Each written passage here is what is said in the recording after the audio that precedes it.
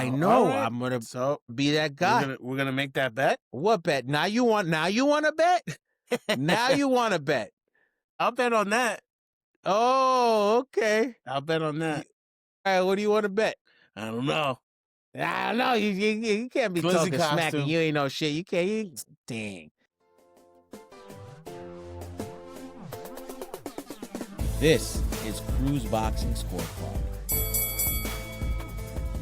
Welcome to another episode of Cruz Boxing Score Card. It's your boy Cruz, a.k.a. Crucito el Vago. Yeah, Henry, it's 28. Episode 28, Henry. 28. Episode 28. And today, we're going to talk about a few teams, a few fights on December 6th, Henry. Tell me what we're going to talk about. Well, first of all, don't forget to like and subscribe. Hit that like button at the bottom, all right?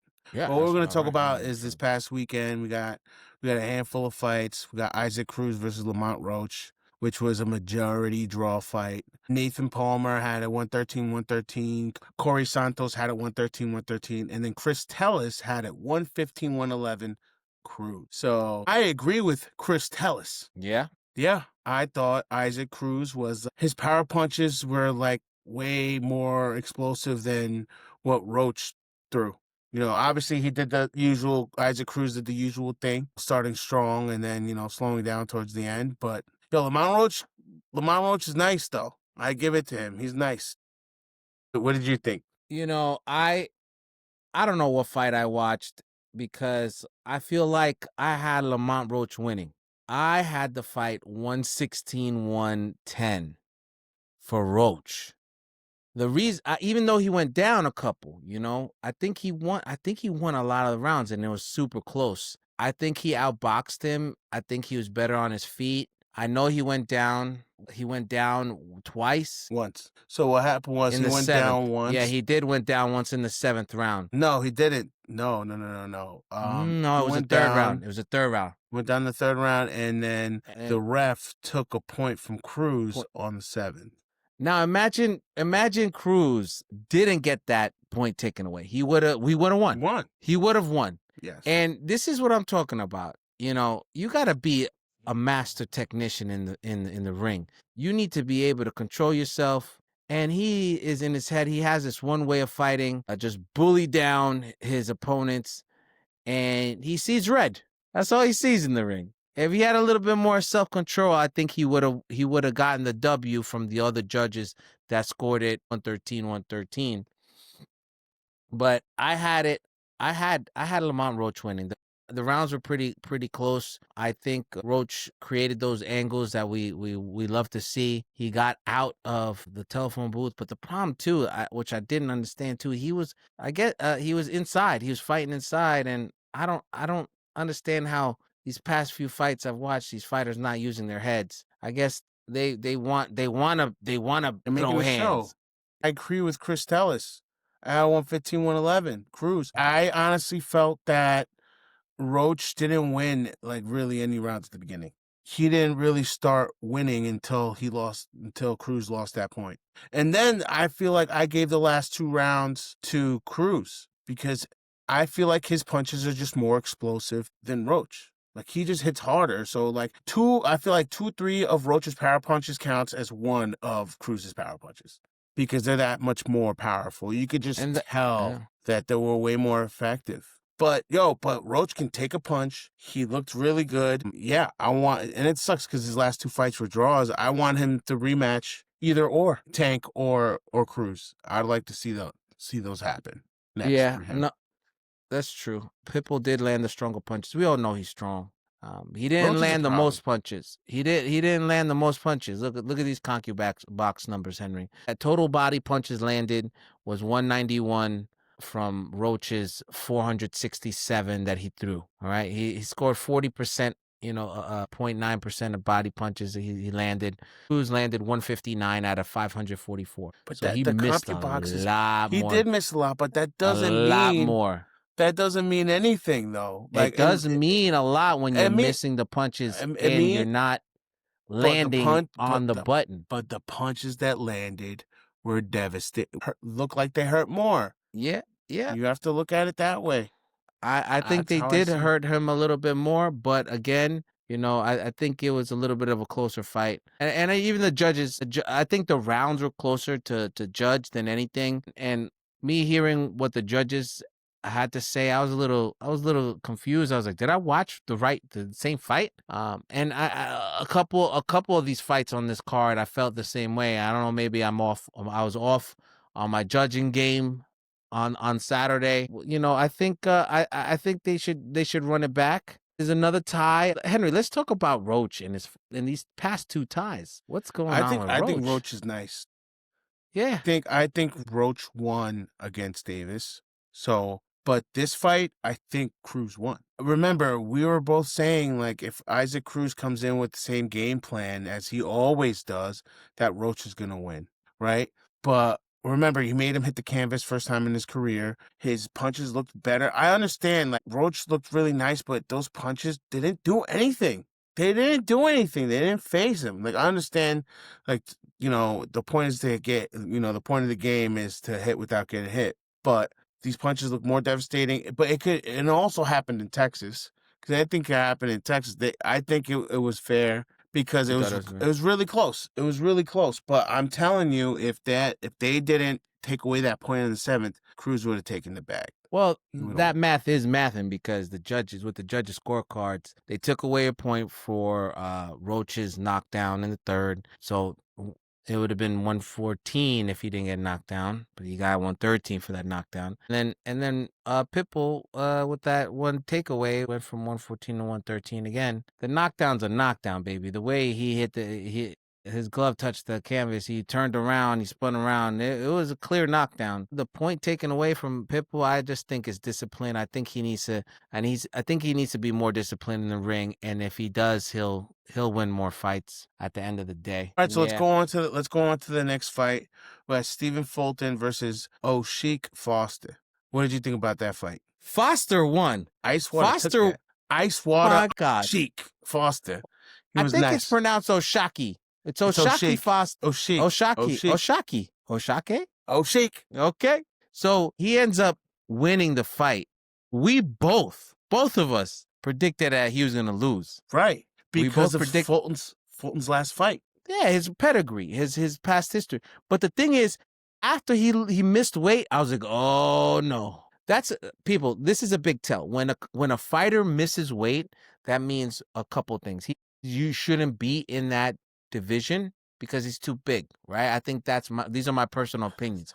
One, he shouldn't be in that division because it's hard for him to in that weight. Or 2, you don't give a fuck, right? Most of the times they don't give a fuck. These past few times it's been they don't give a fuck. He didn't give a fuck. He walked up in there not giving a fuck from round 1 to round 12. No dedication, no behind the punches. He was slower than I've ever seen him before. I had to fight 119 for Foster. I was just really surprised by Foster, and he put a master class out there, and he put the beats on Fulton. Took him to school. Yeah, he took him to school in his fucking beef and broccoli boots that he had on. Took him to school. I mean, what'd you think about Henry? What'd you think? I agree completely with you. He lost every single round, every single one. So I had it different than you. I had it completely where this guy he looked completely day and night different, but it was a completely different fighter from what we saw him last. When I was watching the fight, and a lot of these commentators were talking about like, what were these guys thinking? Like, what was his camp thinking about? Bro, you're moving up in weight and you can't catch weight when you move up in weight is crazy work. Bananas. And then what do they say? What did they do? They gave him to fight. They gave him a belt at they gave him an interim belt at the weight class higher at 135. They're like, bro, you know that, right? No. So they gave Foster, now he's got an interim belt at 135. Because he beat Fulton. Yes. Oh, well. But they were supposed to fight at like 132 or something, like, you know what I mean? They were supposed to fight at that weight class. So at super feather. So now they got a belt at like an interim belt, which is like so dumb, but it is.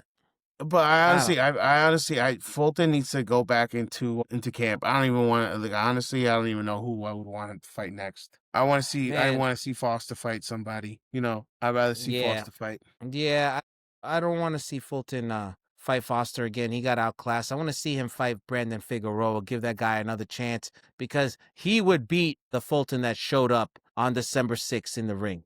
That same fighter, I can't believe that same fighter beat Brandon Figueroa. I can't believe it. And I think they should run it back, give Figueroa a chance to get his revancha. Yeah, that's what I want. Foster looked good. Take a break, champ. You ain't got none. I got nothing bad to say. That's it. That's it. I would just want to see Foster fight for more belts. Then, if that's the case, just unify titles. That's facts. And it's funny because his first name is Icewater. Icewater Oshaki Foster. Cold-blooded. He was cold-blooded in the ring. I was like, Icewater put in the work. He had to slow down his opponent. Cold as ass. So let's cold, go, baby. let's Ice go on to cold. the next fight. All right, we got Erislandy Lara versus Johan Gonzalez. Lara won by unanimous decision. So we're gonna go from that. You know, I'm gonna just say what I think. The judges called it right. How did I think? I think that it's sad that the middleweight division is at this level because lackluster. Yo, it's bad. Yo, Lara's slow, bro. He's gotten a lot slower. He's 42. Like I get it, but it's just like I feel like if Johan had more time to actually train, because he's got his knockout ratio is crazy. He's 36 fights, 34 knockouts. This was supposed to be the fight with the fighter that got the drug test. I think Johan Gonzalez stepped up 2 weeks in advance to fight this guy, Lara. Not even like a week. For 1 week, he did a great job. Yeah. For 1 week, he did a great job. That goes to I saw that he wanted to fight. I saw that he was eager to fight. Even at the last end of the fight at the round, he was like, come on, stop being a bitch. He was like, come on, Lara. He was bringing him in. He was like, come on, right here, right now. Yeah. And Lara just keeping the distance, playing the smarter fighter. I think Lara looks older, like he's gotten slower from his last few fights, but I wasn't impressed. I was not impressed on this fight either. If Crawford wants to unify and be undisputed in another division, don't go to 154. Go to 160. That's light work. Yeah. That will be light work. Anybody in 154 would probably beat everybody in 160 right now. Just saying. Zayas will probably beat Lara. Easy. I was shocked with the second round knockdown, but it was so slow. It was like, what is happening? I feel like the middleweight division doesn't have it right now. 160 doesn't have it. I remember, Triple G when Triple G was at 160. So, but, honestly, that was amazing. I want to see Lara just unify titles. Carlos Adames for the WBC title. Or whoever else has the other belts. Janibek has got the other belts. So I'd rather see those fights happening. Yeah. I think Janibek probably is the best fighter out of the whole division. And I could see him beating Lara easily. I wish that fight really did happen. That probably would have been fight of the night. We have one more fight on this card, and that was Mosley's son versus Jose Ramos. Henry, what'd you think about this fight? So Shane Mosley Jr. I had it completely one-sided. I like Ramos though. I've seen his other fights. He's nice. I like him as a fighter. I agree with the judges giving him, it's a unanimous decision. Shane Lane just kept on getting hit, bro. Like he just couldn't get out of the way. He just couldn't get out, and he got hurt in the later rounds too. Legs were getting, all wobbly, and I think it was just a completely one-sided fight, and it's a good stepping stone fight for Ramos. The judges had, like you said, unanimous. Nathan Palmer had a 117, 111. Jesse Reyes had a 116, 112. And Corey A. Santos had a 117, 111, just like Palmer, all for Jose Ramos beating Mosley. Now, I had it exactly like Jesse Reyes. The 116, 112, I had it for Ramos. Ramos, he was stronger than Mosley. Mosley, I don't know how he took some of these punches. I was surprised that he took them so well. I think they were going back and forth. Some of these rounds are pretty close too, but I think Ramos came back in the later rounds. He had a couple of issues in the beginning, but his punches were hurting Mosley more than Mosley's punches were hurting Ramos. So, like you mentioned before on that Pitbull fight, it's about the strength. It depends. It's about how impactful your punches are when it hits your opponent. Like a strong punch will equal 2, like you said, Henry. I agree with you on that. Same thing here. His punches were stronger. I know at the very end in the championship rounds, they started clinching. They were super tired. They put it all in the ring, man. I did enjoy this fight. This fight was a good one. I think this probably fight was as good as the Roach Pitbull fight. I don't know. I think this whole card was a kind of a letdown for me, though. I guess maybe because of the week beforehand, we saw so many good fights, and then now we watch this one, and I'm just like, yeah. That goes to show that, His Excellency's got the prime fighters right now, and PBC is kind of just falling out. People are going to him, going to the zone. That's a good statement. That's a really hot tough. take, Henry. Yeah, His Excellency's got all the guys now. The zone is taking over. They're monopolizing the boxing world in a sense that people want to go to them because those are the big names. PBC was it 10 years ago, but not anymore. Al Heyman's is not getting as many fighters as he used to. Nope. I remember when Al Heyman was the guy. Yeah, he was the man. He was what the ring is now. What the zone is now. I think that's a good statement, Henry. I do believe that PBC is on the downfall. I can't believe I spent $75 I think there's going to be on this pay-per-view. there's going to be a big shift really soon when it comes up to like the boxing game because of what's going on with Netflix about the purchase, HBO, and Warner Brothers, and all these other things, because Netflix wants to be able to do the same thing. So now it's gonna just be like the Zone, and then like Netflix, and then Prime has boxing too. But I can guarantee you they'll work something out with Netflix to be like, yo, just put it on Netflix, because there's so many things involved. Like, where does Amazon go at that point once Netflix purchases purchases all these other major companies? HBO, Warner Brothers. It's gonna be a big thing. Yep. I mean, Big HBO moves. got out of the boxing game, but they got out of the boxing game a few years back. I do miss HBO boxing. Oh man, good old times. I think if Netflix does purchase HBO, they could take like a lesson out of how they did it. Because what's happening is cool.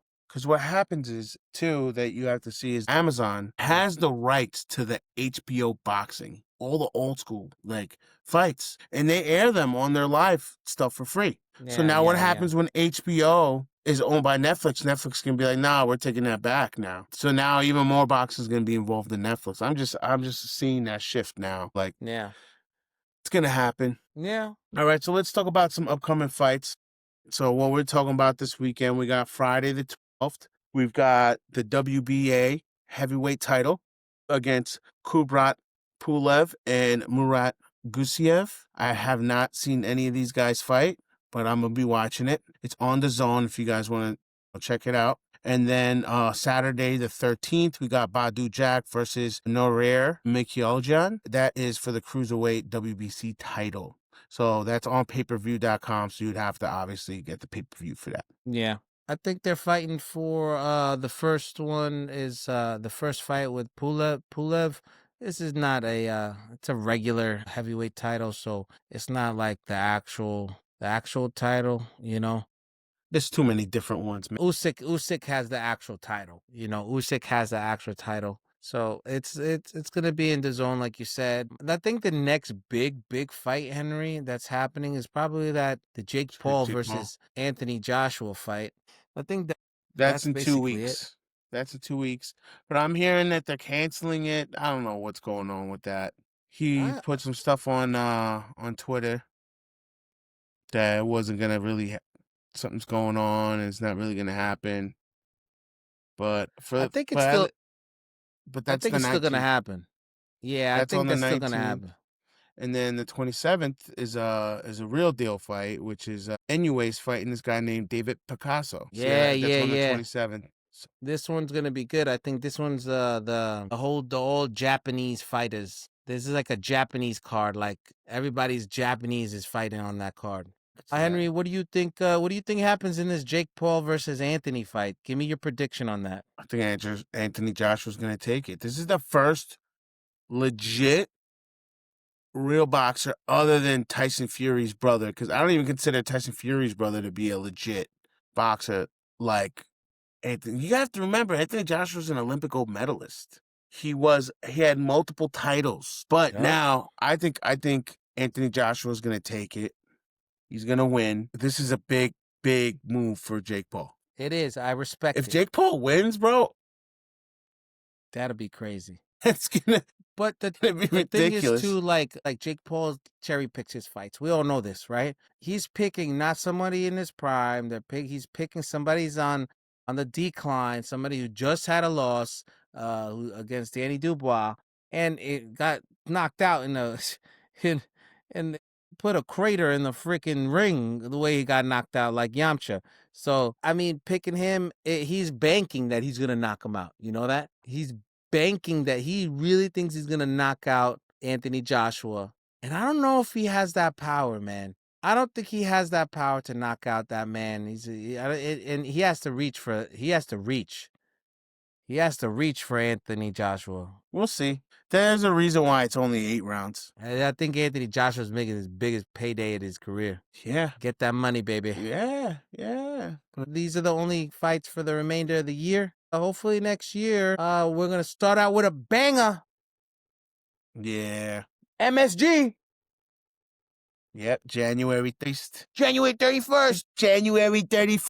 Madison Square Garden. At the Mecca of Boxing. Steal your mother's jewelry so you could buy some tickets. Buy a ticket and get your ass to the garden. Junk your mother's car.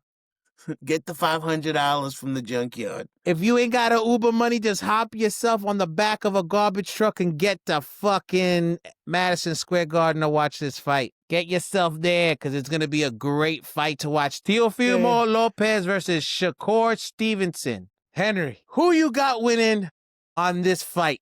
Teofimo versus Stevenson. Shakur Stevenson. Shakur. Yes. And by unanimous decision, you're thinking like... Unanimous decision. I think Stevenson is just going to take him to school, bro. I feel like Teofimo Lopez is just... He just talks so much crap. He talks too much smack, and he don't got it. Stevenson has got it. Yep. I'm going to put my money on that, and that's it. The only thing that got me worried was from Stevenson's last fight. He fought a great fight, right? He took more risk. He did have a moment where he got a little bit of a stanky leg during that fight when he was fighting against the ropes. We're talking about this is the biggest step up in Shakur Stevenson's opponents. Teofimo has a pedigree. He's fast. He has power. I mean, he's a clown, but everybody loves clowns. So I think it's going to be a close fight. I really do think, and every week I'm watching these things, I'm going back and forth. I don't know what's going to happen. Who do you got?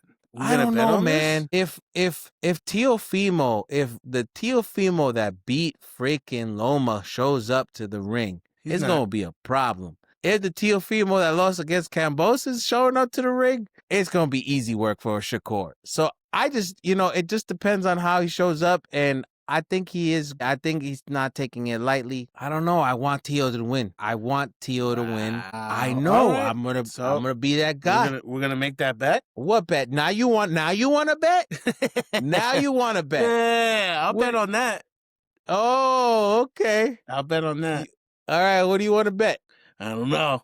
I don't know. You can't be talking smack and you ain't know shit. You can't. Dang. So people, we're trying our hardest. We're probably going to show up at the MSG. We might be outside taking interviews, asking questions to the public. If it don't happen, then you could email us your questions or message us right here in the comments below, and we'll answer them on the next podcast. Yeah, I think there's going to be a great card. I think it's going to be good for New York again. We haven't had a good New York fight like this since God knows how long. I'm excited. And it's my birthday weekend. Like the following is my birthday weekend. So yep, let's go. Well, ladies and gentlemen, don't forget to go on our page and buy some merch. Buy for everyone. It's still a holiday season. We got the hats. Finish it up, Alex. Follow the link. Link is in bio. Don't forget to like, share, and subscribe, people. And as you all know, tell everybody. Tell your mamas. Tell Papa Dukes.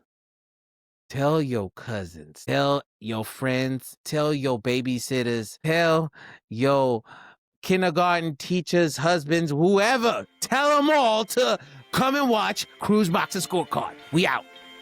Peace. Peace.